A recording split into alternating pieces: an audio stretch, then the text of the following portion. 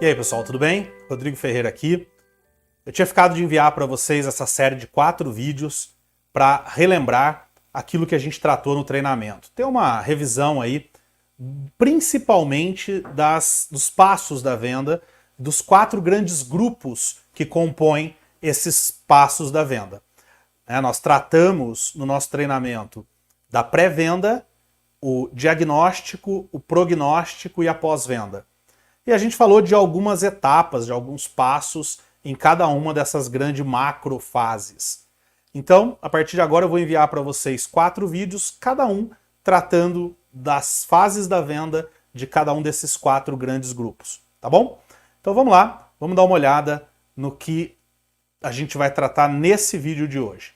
Bom, a primeira grande fase da venda, né, dessas 4, e que é o objetivo desse vídeo de hoje, é a pré-venda.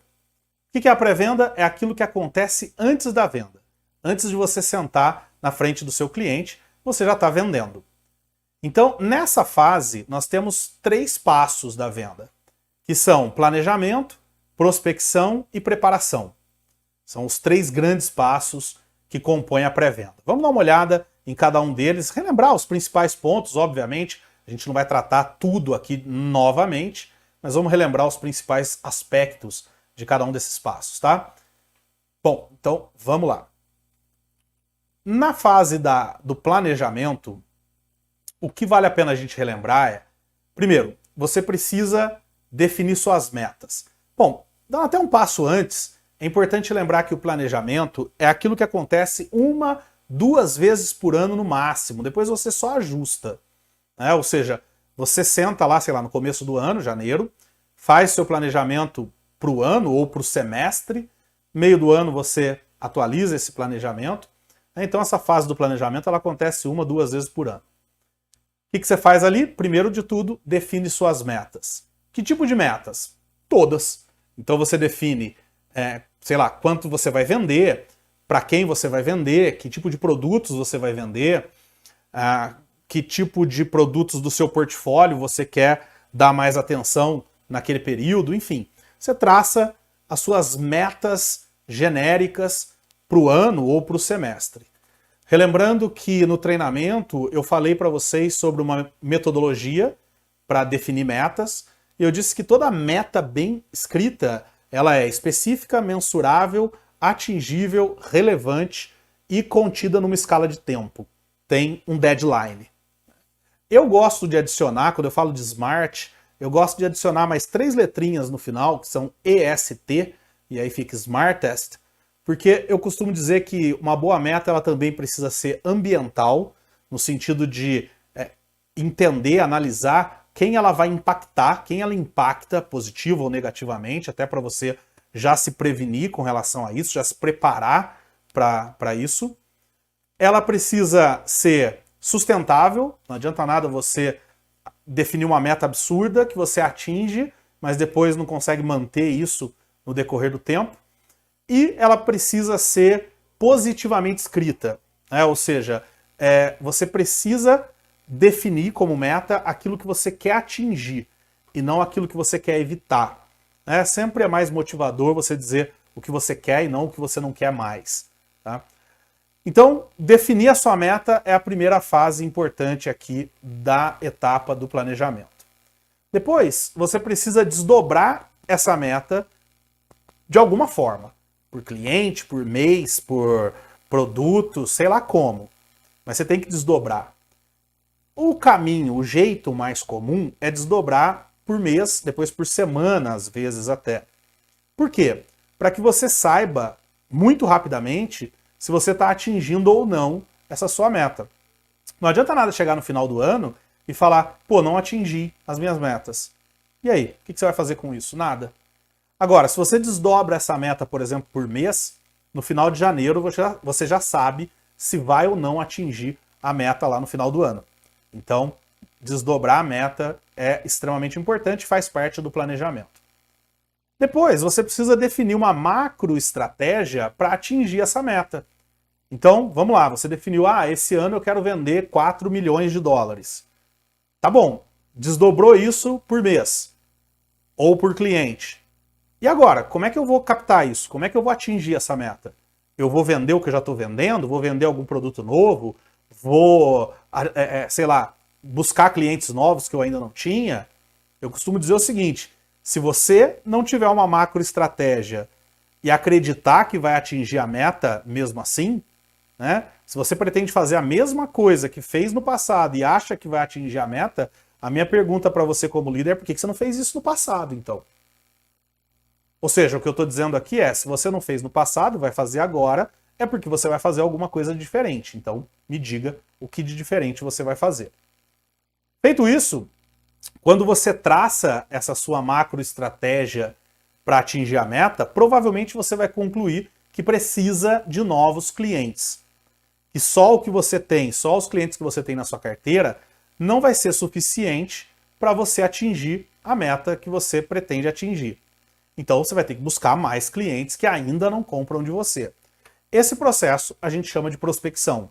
Encontrar novos clientes que ainda não compram de você. O que é importante tocar nessa fase da prospecção? Primeiro, você precisa ser capaz de encontrar prospect. Ou seja, onde é que estão esses clientes que ainda não compram de você? Eles estão num sindicato, num órgão de classe, você vai achar eles no LinkedIn, vai fazer uma busca no Google, enfim. Onde é que essas pessoas estão? Você vai ter que pensar onde encontrar eles. Depois, você precisa priorizar a visitação, porque a gente tem um universo infinito de possíveis prospects. Qual deles você vai buscar primeiro? Então, um cliente meu recentemente me disse o seguinte, Rodrigo, tinha uma pessoa, um prospect, que não estava nem no meu radar, e de repente ele veio e comprou de mim. Quer dizer que a minha estratégia estava errada? Não, porque quando a gente monta uma estratégia de prospecção, você não está considerando o universo de prospects. Você está escolhendo, eu vou prospectar essa galera aqui. Eu vou deixar essas aqui de fora. Isso faz parte do processo de escolher. Agora, se uma pessoa que estava lá fora veio e comprou, isso não significa que a tua estratégia está necessariamente errada. Mas ela pode estar errada se você não priorizou direito. Então é importante definir quem é o cliente que eu acho que vai ter maior probabilidade de comprar, por exemplo. E eu vou lá e vou vender para esse cara. Outro exemplo é quem é que eu vou prospectar, por exemplo, no começo do mês, quem que eu vou deixar para o final do mês. Se você não escolher direito, pode ser que enquanto você está visitando aqueles clientes do começo do mês, um concorrente teu está visitando o cara que você ia visitar no final do mês, vendendo para ele.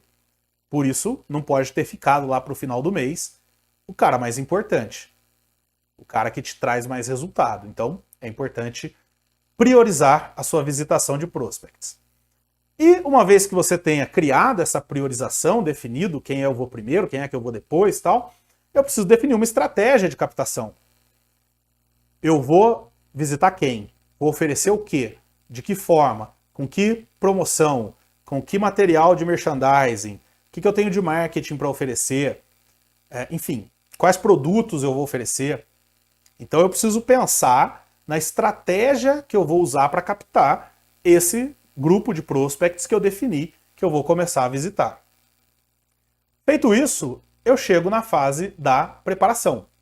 Ou seja, eu vou me preparar para visitar, seja um cliente ou seja um prospect que eu vou tentar converter em cliente. E aí, o que eu preciso estar atento nessa fase da preparação? Primeiro, levantar dados comerciais do cliente. Então, se é um cliente, ele já comprou de mim, o que ele comprou? Quando ele comprou? Como ele pagou? Que dúvidas ele teve? Que problemas ele teve? Eu preciso levantar tudo isso para eu ter argumento para trabalhar essa nova tentativa de venda para esse cliente. Se é um prospect, eu de repente não tenho tantos dados comerciais ainda, mas eu tenho que buscar. O que eu posso descobrir sobre ele pesquisando nas redes sociais, pesquisando, falando com outros fornecedores, buscando informações com vizinhos, com outras empresas, enfim, sei lá. Onde é que eu vou buscar informações comerciais sobre esse prospect? O máximo que eu puder levantar de informações, óbvio, dentro de um limite, para não perder tanto tempo levantando informações que eu acabe não indo vender. Eu preciso também levantar dados pessoais do cliente. Uma coisa que eu gosto de falar, e vocês vão lembrar disso, é a gente vende para seres humanos, não para empresas. E os seres humanos têm preferências, gostos, hobbies, etc. E isso pode ser uma grande informação para você começar uma venda. Por isso, olhar as redes sociais, por exemplo, dos teus clientes, te dá muita argumentação, por exemplo, para a abordagem do cliente. Para começar um papo. O que teu cliente gosta, o que ele curte, o que ele posta, onde ele vai, quais são os hobbies dele. Pô, isso é muito legal para você começar uma discussão, começar uma conversa. Além do que, numa visita ali, você pode entender, numa visita nas redes sociais dele, você pode entender, por exemplo, algo que ele não gostou de um concorrente, e aí você já tem essa informação. E a ideia, depois disso, é estudar e conhecer informações de mercado. Que mercado? Bom, mercado da sua empresa, mercado da empresa do cliente. Você precisa conhecer o teu mercado. Quem são os seus concorrentes? O que eles estão oferecendo? Promoções, preço, etc.